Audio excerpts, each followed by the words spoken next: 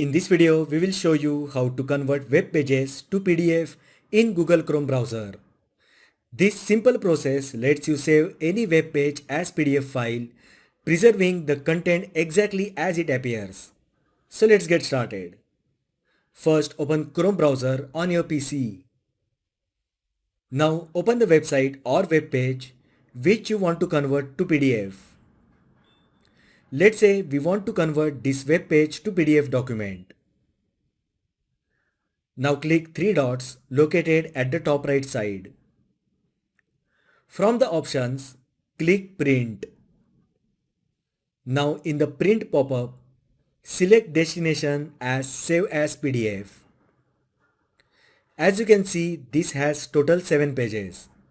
So in the Pages option, you can select either all or pages only, even pages only or custom options. Select the layout as per your needs. Once done, click Save. Next, select the location to save the PDF file. And once done, click on Save. And the web page will be saved as PDF document.